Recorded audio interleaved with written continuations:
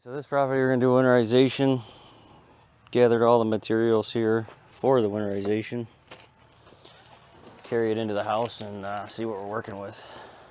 All right, so we're going to go to figure out where the washer and dryer would be. Downstairs, I'm being told. So downstairs we go. Oh, nice. So,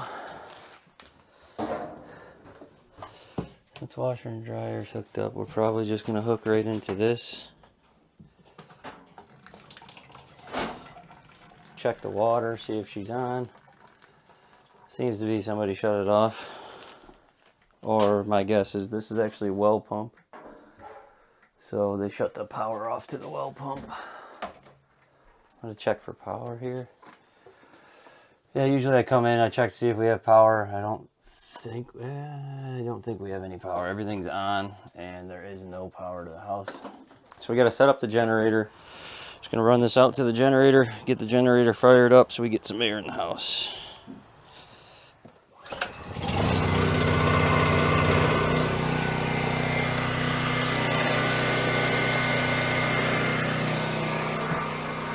That'll get us our power.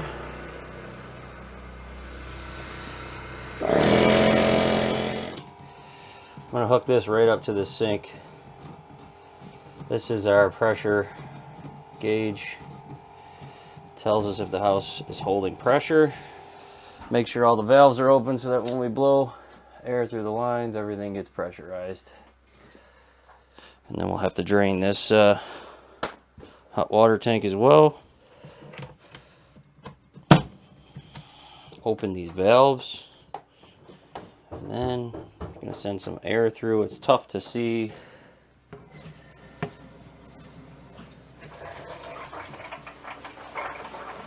Basically just doing opposites, so we're pushing air back into these tanks and whatnot, which will drain later on.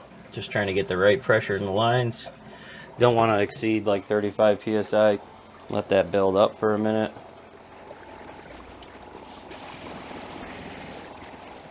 So we'll just run it outside. I'm going to hook the hose up to the bottom here of our hot water heater. There's always a valve at the bottom of your hot water heater. Before you drain this, if the power is on at the house, you do want to make sure that the power to the hot water heater is off, because then you could damage the components of the hot water heater. Keep putting air to this just to keep the pressure building in the system. And we should have water coming out at the end of the hose. I always come and check it. Nothing yet. I'm going to run upstairs just to make sure all valves on sinks and everything are shut, because that you could have air or water escaping from there as well, and that won't allow you to build pressure. All the valves seem to be off up here. I'll check the kitchen. Basically all I'm doing is just getting the water pushed out of these lines. Definitely air there. I wonder if there's a check. There's not a check valve in here. That one's on. Putting more pressure to all of these expansion tanks or water softeners. And these are on. Make sure we got air coming in there. This is open. Send pressure back through. And we'll go check the hose and see if we have anything coming out. Nothing.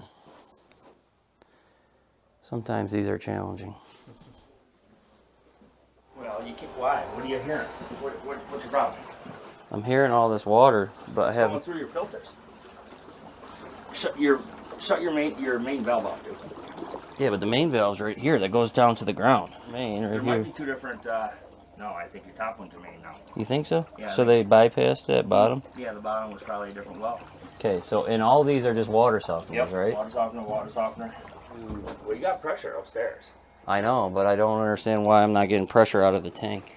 I know why. Did you see the sinks? No. I bet that's packed full of sediment. Oh, you think this is? Again, some of these are, every winterization is different. We have pressure in the lines. We have nothing coming out of the tank. We're in a rural area, so the water's really hard. It comes out of a well. I mean, you can see there's water softeners here, but it doesn't always help. Sediment will drop to the bottom of these tanks. So we're going to try to switch it around, get air going up through the tank and push it through all the sinks. All right. Problem is, can't get this on here, Paul. It's so long. The valve might be bad too, but no, look at all that. Look at all the crap. It's all sediment in there. Yeah. So blow it backwards. Throw that hose back on there. All right, so we get the hose back on here. We're gonna put pressure to the hose. Are you sure that's the same thread? I don't think it's the same thread. No, that's fine thread. Oh, you know what? Oh, that's what happened. It came off of this. That's great. Oh my goodness. It happens. These are the challenges. There you go. Got it. Sure. Yeah. Yeah, let's go. Nice. All right. So now we got the air finally figured out. I'm gonna put pressure to this again. See what happens. There we go. Keeping it at 30 psi just because of the I don't want to blow the hose System. Or the system.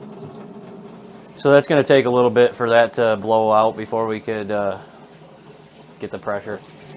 Drain those 3 toilets. Antifreeze. We can Do the antifreeze. Antifreeze in those 3 toilets. We can do signage. Yep. While this all blows out. Oh, you can smell that. Yep. Sediment. Sulfur. It's all Yep, sulfur. sulfur, yeah. So what I'm going to do is I'm going to change the regulator valve on the compressor so that I don't have to keep turning this on and off. All compressors have a regulator on them. You could change the valve right here. Just make it so that there's only 35 psi coming out of that. Just as a precautionary measure. All right, so see if this is on. Just let that trickle out. I just want to go through and check all the every nook and cranny in room, make sure there's no water, bathrooms, what have you. Flush these toilets, get most of the water out of them. Not building pressure.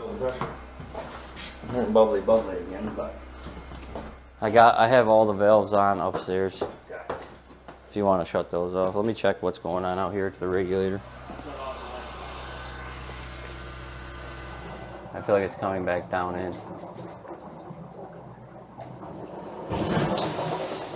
There it goes.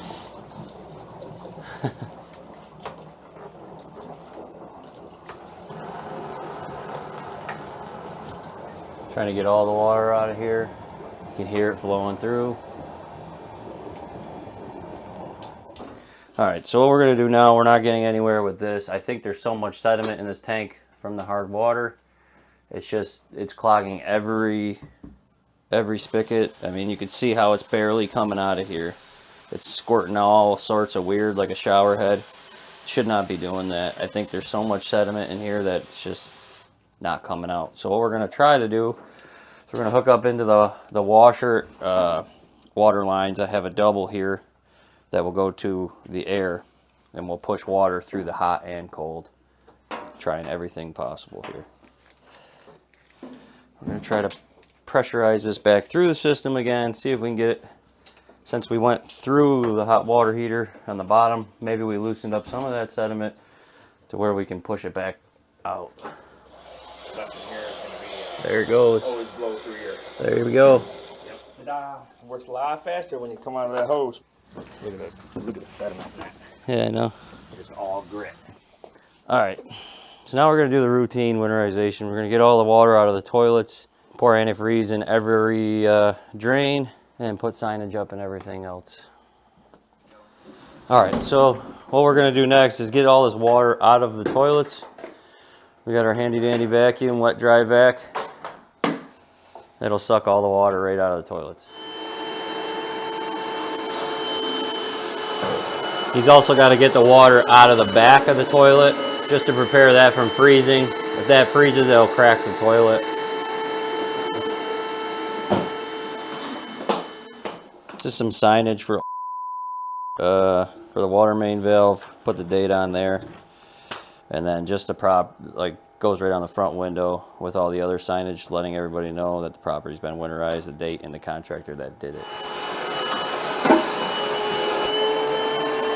Okay, so we got our 3 gallons here of the antifreeze that's required for these. Antifreeze, I call it antifreeze, it's considered glycol. It's rated for negative 50 degrees Fahrenheit. All you do is go through, dump it in each toilet, in the drains, anything that would have held water. They say to do like 1 to 2 cups into each drain.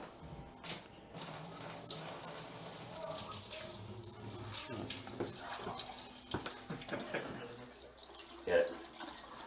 Yep. All right, off to the next sink. Did you get all the toilets, Paul? Yes, sir. Usually if there's a dishwasher, you would obviously put some antifreeze in the dishwasher. Copper But sink, boys. there's not there, so we're gonna dump it in this copper sink. Yep. Yep. These both go to the same drain, so you can see underneath, they both Y down probably. Yep, they Y down to the same drain, so just a little bit into each one. Look at all the sediment that came out now. Yeah, it's just air. You kill that valve at the hose? So yeah, I mean, if you see, you got a little bit of trickling out, but it's pretty much just air by now. Finish this glycol. Yep.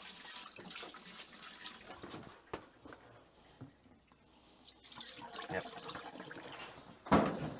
Just watch this, because it's gonna, oh, there's still water in there. Yep. So let's get it here. I can't, because this is clogged. Some more water coming out of there now, right? Sounds like air to me. I got no pressure. Is it water or air over there? Air or water? Yeah, it should be in there. Let's go ahead and kill your bottom again Kill what? of your water tank. See if we can build pressure back up. Alright, go ahead and kill them.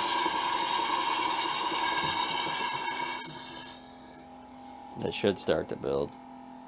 Alright, well, in the meantime, we can go slap some winterized tape on everything that we put the glycol in. Start right down here, since we're down here. Basically what I do is I just go right across, show that it's been winterized. Put the date right on the tape. There's a spot right on the tape for the date. 10/5/22. Usually I do this too. Shut these. Put this.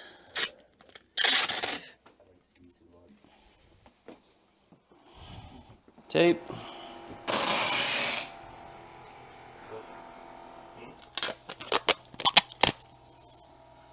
Same with the showers. Put the tape in the shower as well. Anything that has water or drain that you pour the glycol through.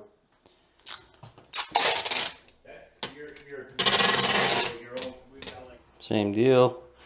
Every single drain, every single sink, shower, signage. That'll do it for up here.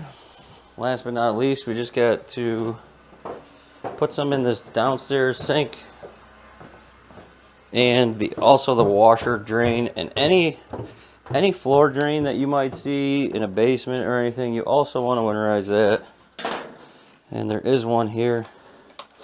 So we're going to also put some in the floor drain, just because you never know. Just want to make sure. Everything, it's basically air coming out of all these lines. So that tells me that there's no more water left in the hot water heater or anything like that. And I always just double check. Mainly just air coming out of here. So that looks like it's all set.